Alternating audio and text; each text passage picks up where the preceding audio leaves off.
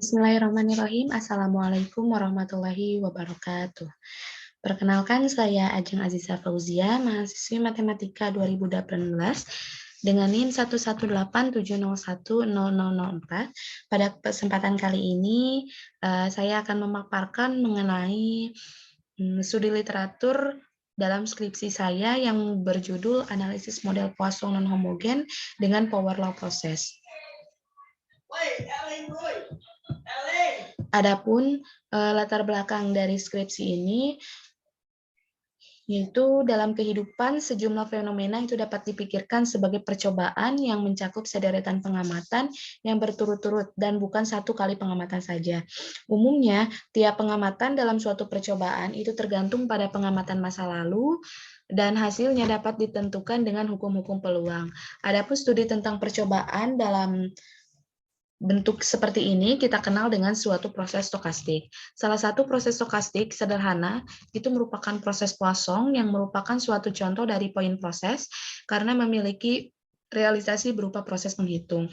Proses Poisson itu dapat ditemukan pada sebuah komponen dari suatu sistem yang memiliki tingkat kerusakan konstan atau rusak secara tiba-tiba, maka secara langsung dapat diperbaiki atau dilakukan pergantian.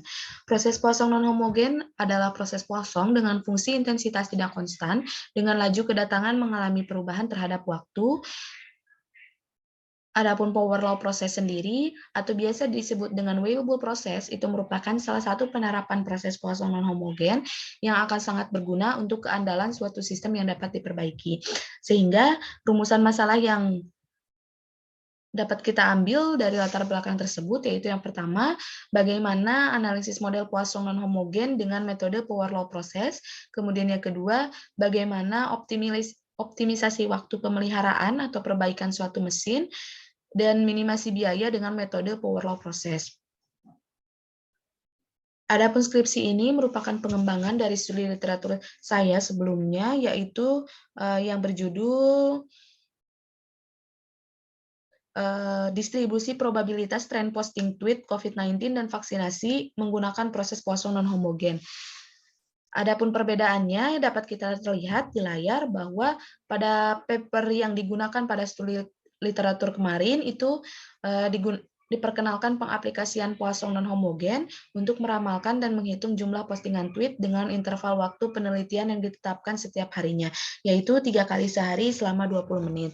Adapun pada studi literatur, dieksplorasi kembali, diuraikan dan diaplikasikan kembali proses Poisson non-homogen pada data postingan tweet lain yang memiliki interval waktu setiap harinya selama 24 jam. Sedangkan pada skripsi itu dilakukan analisis model Poisson non-homogen dengan power law proses pada suatu kasus pemeliharaan komponen mesin untuk menentukan waktu pemeliharaan yang optimal berdasarkan biaya yang minimum pada kerusakan sebuah mesin.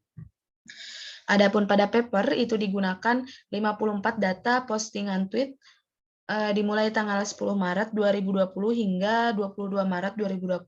Sedangkan pada studi literatur digunakan data yang lain, yaitu data 30 data post tweet yang diambil dari sebuah jurnal dari tanggal 9 September 2020 hingga 8 Desember 2020. Adapun pada skripsi ini berbeda dari sebelum-sebelumnya, data yang akan digunakan itu merupakan data waktu pemeliharaan suatu komponen mesin yang dimulai dari tanggal kerusakan mesin pada bulan Oktober 2018 hingga September 2019. Dan adapun data ini sama didapat dari sebuah jurnal, namun yang pengaplikasian dalam sebuah jurnal itu berbeda dari yang akan saya teliti. Kemudian untuk selanjutnya pada paper studi literatur sebelumnya itu digunakan regresi linier sederhana untuk mendapatkan parameter nilai lambda secara langsung dalam penerapannya. Kemudian pada studi literatur itu dikembangkan kembali estimasi parameter yang digunakan sama, yaitu regresi linier sederhana, namun menggunakan metode kuadrat terkecil yang selanjutnya dilakukan pengujian estimator yang bersifat Bayes linear unbiased estimator. Kemudian pada skripsi penentuan model Poisson non-homogen pada kasus pemeliharaan komponen mesin itu dimulai dengan menguji adanya tren terlebih dahulu dalam waktu dalam data waktu kerusakan, kemudian dilakukan pendugaan dan pengujian dengan Laplace test, yang selanjutnya dilakukan estimasi parameter dengan MLE untuk data perbaikannya, dan kemudian dilakukan pengujian kebaikan metode power law process, yaitu dengan tes Cramer-Von Mises. Langsung saja, adapun landasan teori yang dijelaskan yang akan diambil yaitu dimulai dari proses stokastik. Sebuah variabel acak dengan NT merupakan jumlah kejadian yang muncul dari sebuah kegagalan pada interval waktu 0 sampai dengan T. Adapun proses dari NT yang disebut dengan proses stokastik itu mempunyai realisasi berupa proses menghitung atau counting proses, digunakan untuk mengetahui apakah adanya hubungan dari suatu runtutan peristiwa atau proses kejadian yang bersifat tidak pasti. Selanjutnya, mengenai renewal proses. Kenapa disebut dengan renewal proses? Karena jika sistem atau komponen rusak, itu maka akan dikembalikan kepada kondisi seperti komponen yang baru setelah mengalami perbaikan. Sedangkan komponen itu terdapat dua jenis komponen, yaitu repairable dan non-repairable. Adapun repairable itu sebuah komponen di mana ketika terjadi sebuah kerusakan, itu maka komponen tersebut dapat diperbaiki dengan beberapa proses perbaikan, selain pergantian pada seluruh sistem. Sedangkan non-repairable system itu merupakan suatu komponen yang jika mengalami kerusakan, maka harus diganti dengan komponen yang baru. Dalam artian, komponen tersebut tidak bisa dipakai, tidak bisa diperbaiki, dan komponen tersebut akan lebih mahal jika ketika diperbaiki daripada diganti dengan komponen yang baru. Lanjut mengenai proses Poisson, itu jika sebuah komponen memiliki tingkat kerusakan konstan atau rusak secara tiba-tiba, maka secara langsung dapat diperbaiki atau diganti ketika mengalami sebuah kerusakan. Adapun jumlah kejadian yang muncul dari sebuah kegagalan pada interval waktu banyaknya kerusakan yang memiliki distribusi Poisson itu dapat dituliskan dalam persamaan berikut, di mana eksponen dari min lambda dikalikan dengan lambda pangkatkan n dibagi dengan n faktorial dengan n sama dengan 0 sampai dengan seterusnya. Lambda di sini merupakan rata-rata jumlah kerusakan, dan varians juga bernilai kerusakan berdasarkan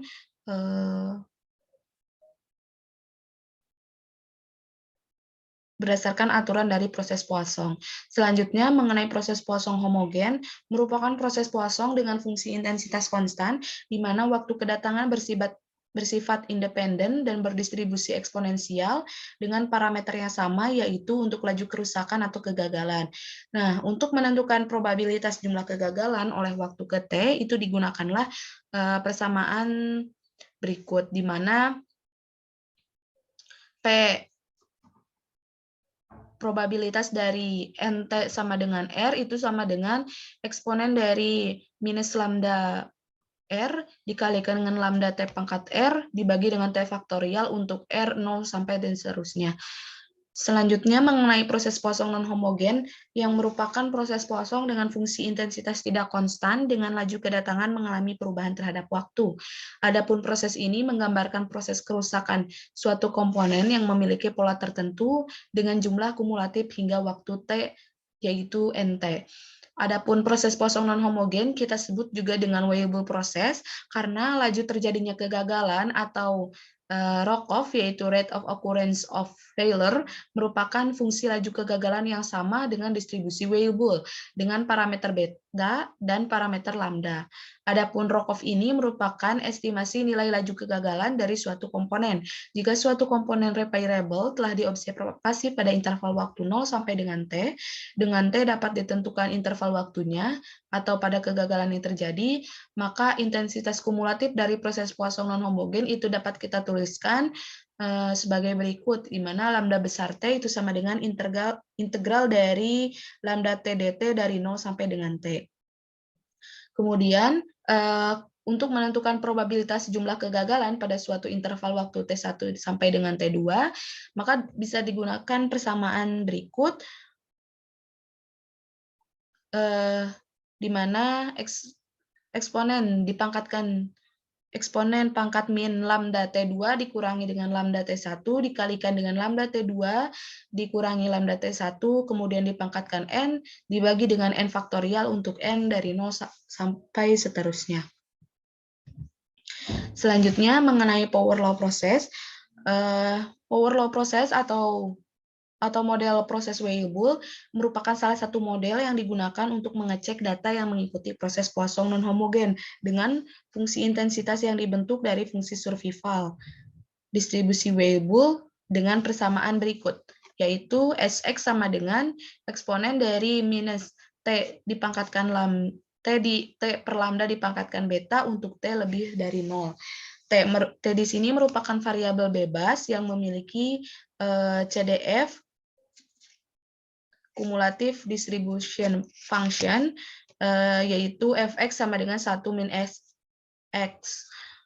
Sehingga didapatlah PDF probability distribusi function dan fungsi laju kerusakannya itu sebagai berikut, di mana fx itu sama dengan f turunan pertama dari f besar x, dan lambda t sendiri itu merupakan pembagian antara fx fungsi PDF dibagi dengan fungsi survival distribusi Weibull, sehingga didapatlah fungsi laju kerusakannya itu sama dengan beta dibagikan dengan lambda dikalikan dengan T per lambda dipangkatkan dengan beta min 1. Adapun parameter beta itu membuktikan bagaimana sistem akan memburuk seiring dengan bertambahnya waktu.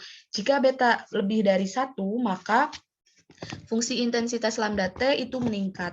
Sedangkan jika beta kurang dari 1, maka lambda T akan menurun. Dan jika beta sama dengan 1, itu menunjukkan penurunan power law proses menjadi lebih sederhana, yaitu menjadi sebuah proses Poisson homogen dengan fungsi intensitas 1 per lambda. Selanjutnya, pengujian tren dalam laju kegagalan. Grafik yang sederhana dalam suatu data waktu kegagalan itu dapat kita gunakan untuk melihat apakah kehandalan dari suatu komponen meningkat atau menurun. Berguna untuk mengidentifikasi data dan membentuk suatu model dari data tersebut. Adapun proses Poisson non-homogen itu merupakan model statistik yang sederhana untuk mendeskripsikan terjadinya suatu kegagalan dalam sebuah repairable system. Untuk menguji apakah terdapat tren pada laju kegagalan dari suatu komponen, maka digunakanlah Laplace test. Adapun hipotesis yang digunakan yaitu H0 menunjukkan bahwa waktu kerusakan mengikuti proses Poisson non-homogen atau tidak adanya tren, sedangkan H1 itu menunjukkan waktu kegagalan mengikuti proses Poisson non-homogen atau adanya tren. Kemudian, statistik uji untuk Laplace test ini dapat dinyatakan dalam persamaan berikut.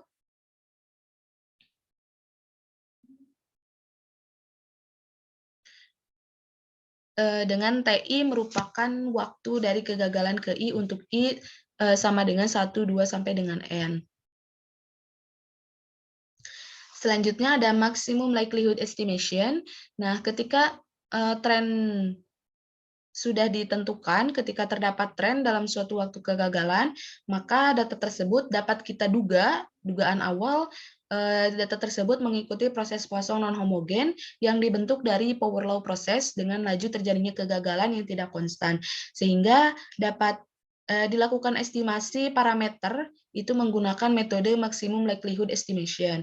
Adapun parameter power law proses untuk suatu komponen repairable dengan N kali kerusakan dengan waktu kegagalan itu bernilai 0 kurang dari T1 kurang dari T2 kurang dari sampai dengan Tn.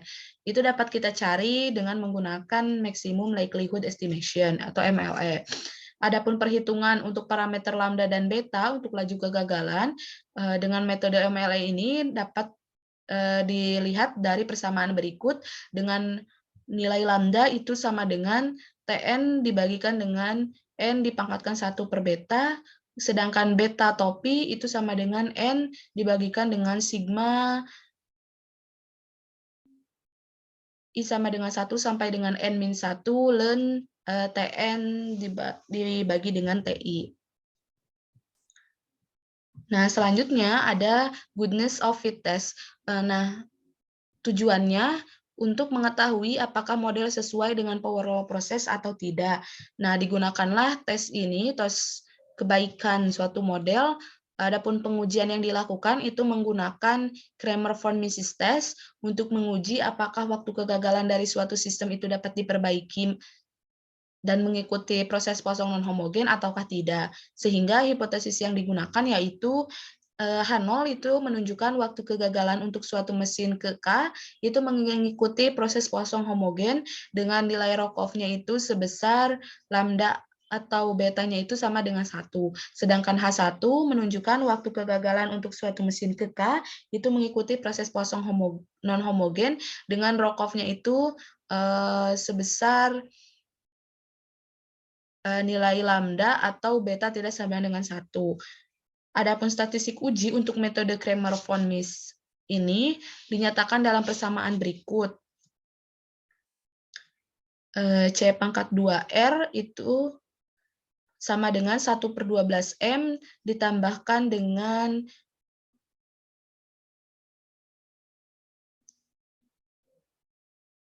sigma J sama dengan 1 sampai dengan M untuk RI topi dikurangi dengan 2I-1/2M dipangkatkan 2, di mana RI topi ini itu bernilai TI per T dipangkatkan dengan beta aksen,